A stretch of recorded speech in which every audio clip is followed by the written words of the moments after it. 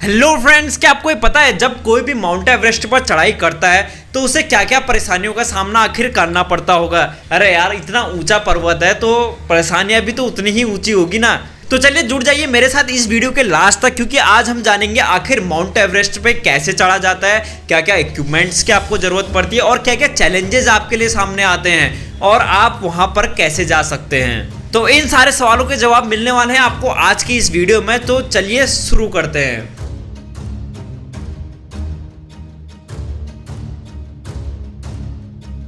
Guys, mount Everest पर चढ़ते time पे सबसे बेस्ट टाइम ये माना जाता है कि 15 मई के बाद और मॉनसून आने से पहले, क्योंकि एक बार मॉनसून आ गया तो मतलब आप वहां पर अटक गए हो। मतलब आपकी लाइफ की कोई भी गारंटी नहीं है, क्योंकि मौसम बहुत जल्दी चेंज होता है और स्नोफॉल होने का तो हर टाइम पे खतरा बना रहता है, चाहे मॉनसून हो चाहे ना हो।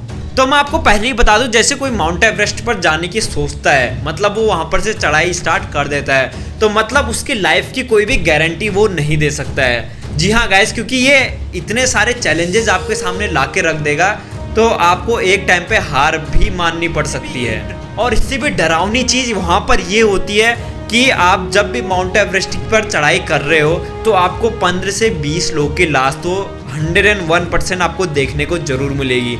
इसके बारे में भी मैं आपको बाद में बताऊंगा कि कौन सा ऐसा प्लेस है जहाँ पर आपको इतनी सारी लाशें देखने को मिलती है। तो मैं एक एक करके आपको इन सबको बताता जाऊंगा। अभी तो हम स्टार्ट करते हैं अपने स्टार्टिंग पॉइंट से। माउंट एवरेस्ट नेपाल और तिब्बत के बीच में स्थित है और चढ़ाई करते टाइम मतलब माउंट एवरेस्ट पर जाने के लिए तो बहुत सारे रास्ते हैं, पर दो ही रास्तों को सबसे ज़्यादा प्रायोरिटी दी जाती है, जिसमें से दो रास्ते हैं साउथ रूट इन नेपाल और नॉर्थ रूट इन तिब्बत। और इन दोनों में से भी साउथ रूट इन नेपाल का यूज़ सबसे ज़्यादा किया जाता है। मतलब 99% लोग इसी रूट का यूज़ करते हैं, क्योंकि ये थोड़ा इजी माना जाता है और इसी की वजह से मोस्टली जो ट्रैकिंग कंपनीज होती हैं वो नेपाल की ही हैं। अब गाइज, आप इतने ऊंचे पर्वत में, वो भी माउंट एवरेस्ट जैसे पर्वत में आप चढ़ रहे हो तो अकेले तो आप जाओगे नहीं, क्योंकि अकेले चढ़ना मतलब मौत को खुली दावत देना जैसा है। आप माउंट एवरेस्ट में टीम वर्क से ही चढ़ सकते हो और जब आपका 10 से 12 लोग का एक ग्रुप बन जाता है तब आपके साथ आते हैं शेरपा। जी हाँ गाइस, जो शेरपा होते हैं वो ही रियल हीरो हैं इस पूरे ट्रिप के। मतलब अगर आपने माउंट एवरेस्ट को फतेह कर लिया तो मतलब आपने उन शेरपाओं की वजह से माउंट एवरेस्ट को फतेह किया है। उन शेरपाओं के बिना आप माउंट एवरेस्ट को फतेह नहीं कर सकते हो। अब मैं आपको बताऊं, जो शेरपा होते हैं वो आखिर है कौन।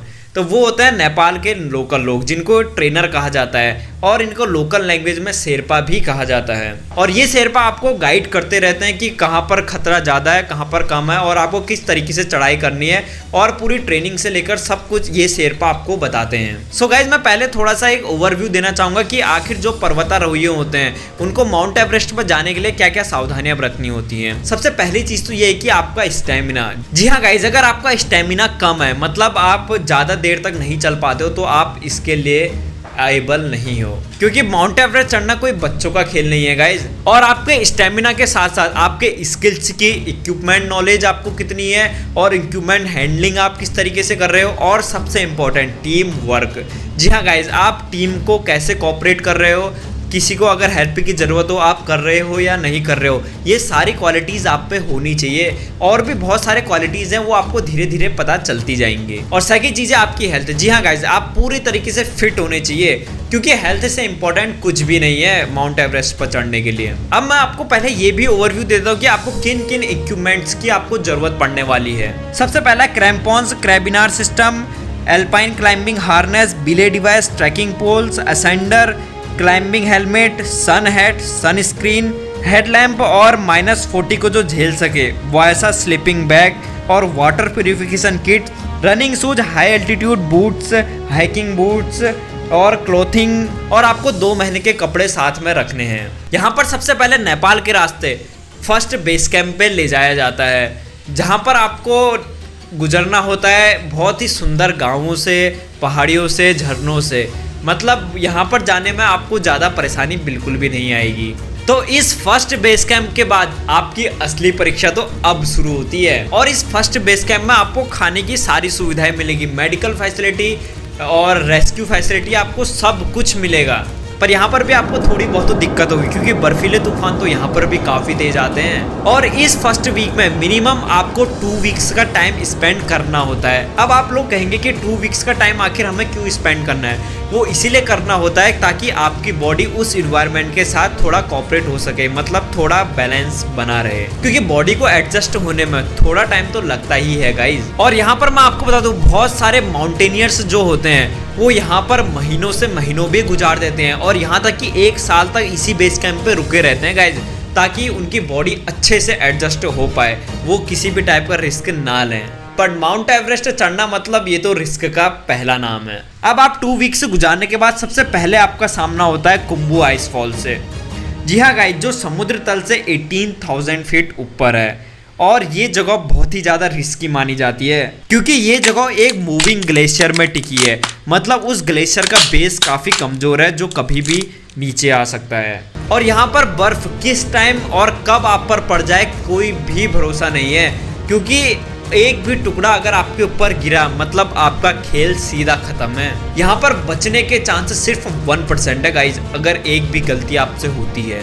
अब जैसे कि मैंने आपको बताया ये मूविंग ग्लेशियर है, तो यहाँ पर क्रैक्स पड़ना एक नॉर्मल बात है। तो यहाँ पर आपको सीढ़ियों की मदद से और जो शेरपा आपके साथ गए हैं वो आपको धीरे धीरे से गाइड करेंगे और आपको सीढ़ियों की मदद से एक सिरे से दूसरे सिरे जाना होता है। और याद रखिएगा इस गलती की गुंजाइश तो बिल्कुल भी नहीं है इस सफर में। और ये कुंभू जो आइसफॉल है यहाँ पर मोस्टली लोग मॉर्निंग में चढ़ना पसंद करते हैं क्योंकि उस टाइम पे बर्फ एक सॉलिड फॉर्म में होती है। अब जैसे जैसे दिन बढ़ता है तो बर्फ थोड़ी पिघलने जैसी लग जाती है जिसकी वजह से उनके पैर धंसने लगते हैं, तो यहाँ पर मोस्टली लोग मॉर्निंग में चढ़ना पसंद करते हैं। और आप इस कुंभू आइसफॉल को पार करने के बाद आप पहुंचते हो वैली ऑफ साइलेंस में।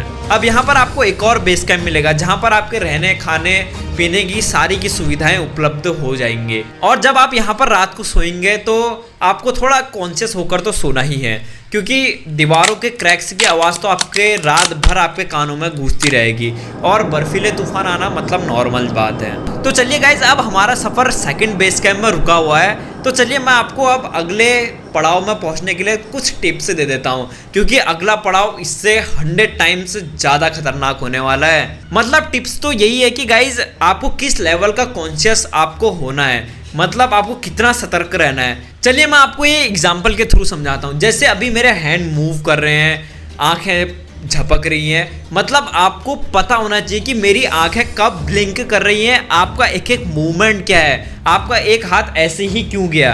तो मतलब इस लेवल का आपको सतर्क रहना है क्योंकि जी हाँ गाइज, रिस्क तो आप भी नहीं लेना चाहेंगे।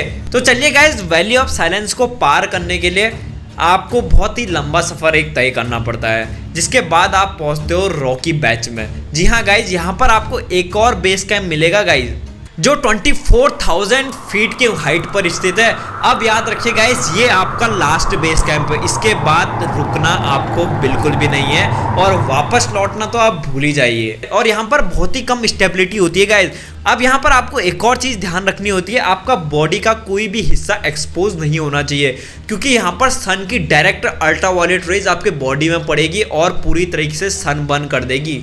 गाइस यही वो पॉइंट है जहाँ पर बहुत सारे पर्वतारोही यहाँ पर हार मान लेते हैं और उनकी तबीयत खराब हो जाती है और बहुत सारे लोग की डेथ भी हो जाती है। अब यहाँ पर ऐसा क्या है गाइस, तो चलिए मैं आपको बताता हूँ। यहाँ पर आपका पूरा रूटीन ही चेंज हो जाएगा, आपको कोई भी बॉडी का हिस्सा एक्सपोज नहीं करना है, यहाँ तक कि टॉयलेट या किसी भी टाइप का वॉशरूम जाने के लिए भी आपको अपने बॉडी का कोई भी हिस्सा एक्सपोज नहीं करना होता है क्योंकि यहाँ का जो टेम्परेचर जनवरी के टाइम पे -21 या -31 के पार तक निकल जाता है। और अगर आप इतनी ज़्यादा हाइट में, इतने ज़्यादा ठंड में कोई भी हिस्सा एक्सपोज करते हो तो वहाँ पर का ब्लड क्लॉट हो सकता है, उसके चांसेस 80% होते हैं। अब यहाँ पर आपके दिमाग में एक और क्वेश्चन होगा, यार हमें कोई भी बॉडी का पास एक्सपोज नहीं करना है तो मतलब हम अगर वॉशरूम जाएंगे तो आखिर कैसे जा पाएंगे। तो इसकी सुविधा वहाँ पर होती है गाइज, तो मैं बताता हूँ वो सुविधा क्या है, आपके पैरों तले जमीन ना खिसक जाए।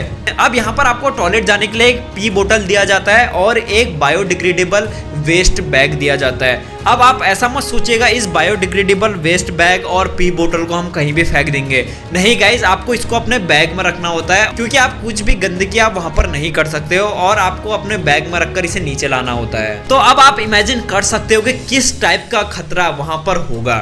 अब यही वो पॉइंट है गाइस जहाँ पर ऑक्सीजन बहुत ही लो होती है, बहुत ही कम होती है। यहाँ पर आपको ऑक्सीजन मास्क की जरूरत पड़ती है। गाइस इस ऑक्सीजन सिलेंडर को आपको लेने से पहले कुछ बातों का ध्यान जरूर रखना होता है। मतलब आपको पहले ही ये चीज़ बतानी होती है कि इतने हाई टेम्परेचर में आपको कितनी ऑक्सीजन की ज़रूरत पड़ेगी। कहीं ऐसा ना हो आप बहुत ही ज़्यादा हाइट में हो और आपका ऑक्सीजन सिलेंडर ख़त्म हो जाए, फिर तो कोई भी चांस नहीं है गाइस। और बहुत कम लोग ऐसे होते हैं जो बिना ऑक्सीजन के भी माउंट एवरेस्ट की चोटी पर पहुंच जाते हैं, पर ये बहुत रेयर होता है। तो आपको ऑक्सीजन बैग ले जाना है और आपको पता होना चाहिए कि कितनी ऑक्सीजन लगेगी। अब यहाँ पर मोस्टली पर्वतारोहियों की तबीयत खराब होने लगती है, पर आपके पास कुछ ना कुछ टैबलेट्स वगैरह आपको पहले से दी जाती हैं, पर आप इसके भरोसे आप कितना चल पाओगे। मतलब आपको चलना ही है, चाहे आपकी तबीयत खराब हो चाहे कुछ हो। रुकना मतलब मौत को दावत देना जैसा है, क्योंकि आप वापस अकेले तो लौट सकते नहीं हो। आधे लोग ऊपर जा रहे हैं और आधे लोग नीचे तो आ सकते नहीं हो, वो भी बिना किसी ट्रेनर के, मतलब बिना किसी शेरपा के। तो आपको किसी भी सिचुएशन में अब चढ़ाई स्टार्ट आपने कर ही दी है तो करना ही है। और ये चढ़ाई करते टाइम पे आपको बहुत ही ज़्यादा कॉन्शियस होना पड़ेगा, क्योंकि आपका हल्का सा पैर फिसला और आपका गेम खत्म है गाइस। क्योंकि यहाँ पर स्टेबिलिटी काफ़ी कम है और आपका पैर फिसलते ही आप बर्फ के कबर में धंस जाओगे और किसी को पता भी नहीं चलेगा। अब यहाँ से आपको 2000 फीट चढ़ने के बाद आप पहुँचते हो डेथ जोन में। जी हाँ गाइस, जिसका नाम ही इतना डरावना है तो मतलब वहाँ के कारनामे भी तो डरावने होंगे। अब जैसा कि मैंने आपको स्टार्टिंग में ये बोला था कि आपको 15 से 20 लोग की लाश तो इजीली से दिखने को मिल जाएगी, तो यही वो पॉइंट है गाइस, इसीलिए इसे डेथ जोन कहते हैं। और यहाँ पर जो ऑक्सीजन है वो सिर्फ 1/3 है समुद्र तल से। अब यहाँ पर आपको 12 से 13 लोग की लाशें ऐसी पड़ी हुई मिल जाएगी। अब आपके दिमाग में ये क्वेश्चन जरूर आएगा कि यार इनको यहाँ से ले जाते क्यों नहीं है। मतलब आपको वहाँ पर देखकर आपका दिमाग, मतलब आप वहाँ पर अपना कॉन्शियस लूज कर देते हैं बहुत सारे लोग, क्योंकि इतने सारी लाशें आपको एक साथ देखने को मिलती है या अलग अलग एरिया में आपको देखने को मिलती है, तो थोड़ा बहुत तो आप इमोशनल हो ही जाते हैं। तो यही वो पॉइंट है गाइस जहाँ पर आपको अपना कॉन्फिडेंस लेवल डाउन नहीं करना है और यहाँ से आपको अपना कॉन्फिडेंस लेवल और ज़्यादा ऊंचा रखना है। अब आप ये चीज़ सोचेंगे कि ये जो लाशें यहाँ पर पड़ी है इनको कोई नीचे ले जाता क्यों नहीं है। तो गाइज मैं आपको पहले ही बता दूं, इनको नीचे ले जाना पॉसिबल ही नहीं होता है, क्योंकि यहाँ पर एक अकेला इंसान नहीं चल पाता है और वो किसी लाश को कैसे ले जाएगा, आप खुद ही सोचिए। और यहाँ पर इंसानी शरीर सालों सालों तक नहीं सड़ते हैं, क्योंकि यहाँ का टेम्परेचर माइनस में रहता है। और यहाँ पर आप अगर डेथ जोन से पार कर लेते हो तो यहाँ पर आपको थोड़ी देर रुकना होता है। मतलब आप अपना ही एक कैंप लगाओगे और वहाँ पर थोड़ी देर के लिए आप रेस्ट कर सकते हो। अब यहाँ पर आपको ऑक्सीजन मास्क की काफ़ी ज़्यादा ज़रूरत पड़ जाएगी। अब यहाँ पर जो समिट वाला दिन होता है, मतलब जिस दिन आप माउंट एवरेस्ट को फतेह कर लोगे, जो वो वाला दिन होता है वो भी कम चैलेंजेस नहीं रहता है, क्योंकि यहाँ पर जो हवा की रफ्तार होती है वो 250 किलोमीटर पर आवर होती है। तो मतलब अगर हम एवरेज देखें तो आप किसी भी ट्रेन की स्पीड को आप देख सकते हैं, मतलब वो एवरेज इसी स्पीड में चलती है। तो आप सोच सकते हैं कि कितनी तेज वहाँ पर एक हवा होगी। और आप ये बिल्कुल भी मत सोचिए कि मैं एक एक करके ये स्टेप्स तो बता रहा हूँ, पर इस बीच में बहुत सारा टाइम भी लग सकता है गाइस, क्योंकि अगर आपकी किस्मत अच्छी रही, अगर मौसम ने आपके साथ कोऑपरेट किया, तब तो आप थोड़ी कम आपको परेशानी जरूर होगी। पर अगर मौसम ने आपके साथ कोऑपरेट नहीं किया तो आपके लिए बहुत सारी परेशानियां बढ़ जाएगी। इसीलिए मैंने पहले कहा था माउंट एवरेस्ट पर जब आप चढ़ते हो तो आपकी लाइफ की कोई भी गारंटी नहीं होती है। मतलब जो समिट वाला दिन होता है उस रात को ही आपको जाना होता है, मतलब रात को ही आपको ट्रैवल करना पड़ेगा, क्योंकि रात को ठंडा ज़्यादा होता है और बर्फ़ सॉलिड फॉर्म में होती है और हवाएं तो चलेंगी ही 250 किलोमीटर पर आवर की स्पीड से। और आप ऐसा मत सोचिए कि हमेशा रात को ही ट्रैवल करना है, नहीं, अगर मौसम ने कोऑपरेट किया आपके साथ तभी आपको रात में निकलना है, नहीं तो आप जहाँ हैं वहीं पर ही रुक जाइए, वो भी पूरे सेफ जगहों पर। अब यहाँ पर हवाएं इतनी पतली होती है कि आपके खून जमने के 50% चांसेस रहते हैं। तो गाइस इन सारे चैलेंजेस को पार करके अब आप पहुँच चुके हैं माउंट एवरेस्ट की चोटी पे गाइस, कॉन्ग्रेचुलेशन।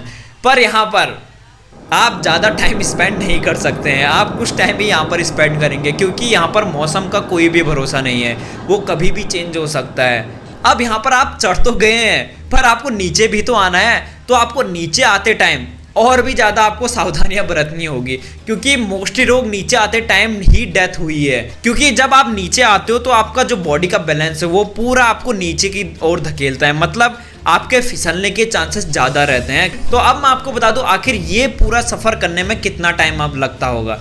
तो मैं आपको बता दूं ये सफ़र करने में मिनिमम 2 मंथ तो लग ही जाते हैं, पर वो भी सिर्फ अगर मौसम ने आपके साथ कोऑपरेट किया, नहीं तो इससे ज़्यादा भी लग सकता है। अब सबसे पहले क्वेश्चन ये आता है कि आखिर हम माउंट एवरेस्ट पर जाएंगे कैसे। तो मैं आपको बता दूं उसके लिए कुछ कंडीशंस होती हैं। सबसे पहले तो आपको अपना हेल्थ सर्टिफिकेट बनाना होगा और आपको प्रूफ करना होगा कि आप पूरे तरीके से फिट हो। फिर सेकंड चीज आपको ये दिखाना होता है कि आपने पहले भी क्या कुछ बड़े बड़े पर्वतों पर चढ़ाई की है या नहीं की है। और कंडीशन तो ये होती है कि आपको पहले भी किसी ऊंचे पर्वत पे आप चढ़े होने चाहिए। मतलब ओवरऑल अगर मैं कहूँ आपको पर्वत पर चढ़ने का एक्सपीरियंस होना चाहिए। अगर आप पे ये सारी क्वालिटीज़ हैं तो आपको कांटेक्ट करना है एक नेपाल के जो वहाँ पर ट्रैकिंग करवाते हैं, उनसे आपको एक कांटेक्ट करना होता है। अब जैसे आपने उनसे कांटेक्ट कर लिया तो वो लोग आपको जाने के लिए नेपाल की जो गवर्नमेंट है उनसे परमिशन लेते हैं। अगर नेपाल की गवर्नमेंट आपको परमिशन देती है तब तो आप वहाँ पर चले जाएंगे।